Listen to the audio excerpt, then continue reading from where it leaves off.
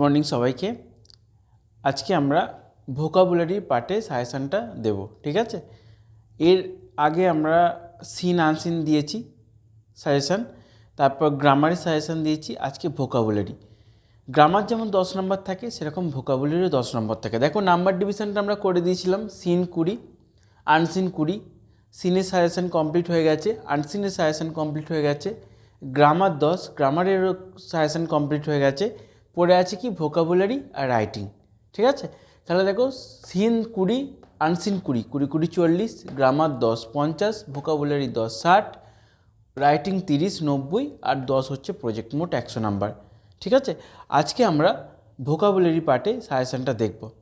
দেখো ভোকাবুলারিতে তোমরা সাধারণত দেখবে পর্ষদের টেস্ট পেপার বা এবিটিএ টেস্ট পেপার বা WBTA test paper, WBHA test paper, বিভিন্ন টেস্ট পেপারে তোমরা যখন দেখবে যে গ্রামারের সাথে, ঠিক আছে, গ্রামারের সাথে মানে দেখবে আর্টিকেল প্রিপোজিশন দিয়েছে, হ্যাঁ, বা কিছু ভার্বের কম্বিনেশন দিয়েছে, ঠিক আছে। সেইখানে দেখবে কিছু কিছু পার্ট এরকম থাকে।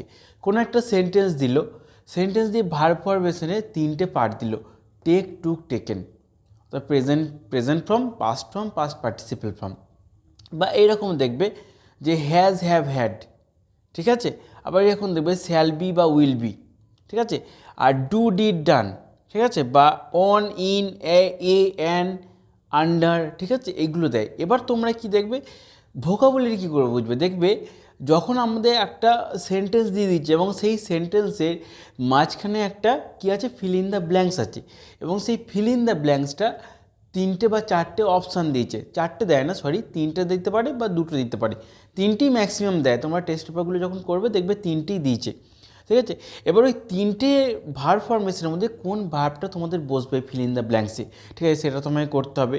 তারপরে আরেকটা ভোকাবুলারি কী পার্ট আমরা দেখতে পারি যে ভার্ব ফরমেশনে প্রেজেন্ট, পাস্ট পার্টিসিপেলের যে পার্টটা থাকে, অর্থাৎ টেন্সের সাথে যেটা অ্যাটাচমেন্ট থাকে, ঠিক আছে। টেন্সের সাথে অ্যাটাচমেন্ট হ্যাজ, হ্যাভ, হ্যাড থাকতে পারে, বা কখনো কখনো হ্যাজ বিন থাকতে পারে, হ্যাভ বিন থাকতে পারে, হ্যাড বিন থাকতে পারে, ঠিক আছে। এই 3টে পার্ট থাকতে পারে। এটা হচ্ছে তোমার টেন্সের সাথে যখন কম্বিনেশনে থাকে, ঠিক আছে। এটা ভার্বের সাথে যখন কম্বিনেশনে থাকে, ঠিক আছে, শ্যাল বি বা উইল বি, ঠিক আছে, এটাও ভার্বের সাথে বা কম্বিনেশনে থাকে, ভার্বের সাথে বা টেন্সের সাথে। এটা আমাদের শুড বি হতে পারে, ঠিক আছে, শুড বি হতে পারে, এটা উড বি হতে পারে, ঠিক আছে। এগুলো যখন কম্বিনেশনে থাকবে দেখবে এটা পাস্ট, এটা প্রেজেন্ট, এটা পাস্ট পার্টিসিপল, ঠিক আছে।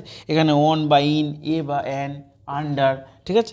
এইরকম দেখবে এগুলো কি, এগুলো কার সাথে ফরমেশন, এগুলো আর্টিকেল প্রিপোজিশনের সাথে ফরমেশন আছে। এই পার্টটা আর্টিকেল প্রিপোজিশনও দিতে পারে। কিন্তু এই পার্টগুলো যে এই যে 4টে আমি দিয়েছি, এই 4টে এক্সাম্পল, এই 4টে এক্সাম্পল কিন্তু ভোকাবুলারি পার্টে অবশ্যই আসবে। আর এই 4টের মধ্যে, এই 4টে যে এক্সাম্পল দিয়েছি, ভার্বের সাথে ফরমেশন হতে পারে, টেন্সের সাথে ফরমেশন হতে পারে, এই ভোকাবুলারির এই পার্টগুলো কিন্তু 10টি নাম্বার থাকবে।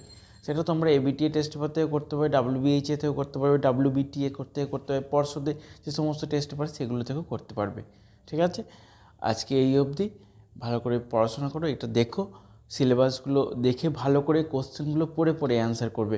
গ্রামারের ক্ষেত্রে কি, ভোকাবুলারির ক্ষেত্রে কি, রাইটিংয়ের ক্ষেত্রে কি, বা সিন আনসিন ক্ষেত্রে কি। কারণ তোমাদের এই ভোকাবুলারিটা অবশ্যই পড়ে করতে হবে, কারণ ভোকাবুলারি যখন টেন্সের ফরমেশন থাকবে বা ভোকাবুলারি যখন গ্রামারের ফরমেশন থাকবে, তোমরা যদি দেখে না করো তাহলে কিন্তু পরপর সিরিয়ালি একটা যদি ভুল করো পরেরটাও ভুল হওয়ার সম্ভাবনা থেকে যায়। তাই ভালো করে পড়ো, ভালো করে বোঝো এবং তারপর কিন্তু অ্যান্সার দিও, ঠিক আছে। আজ এই অবধি। সবাই ভালো করে পড়াশোনা করো, জীবনে আরও এগিয়ে যাও।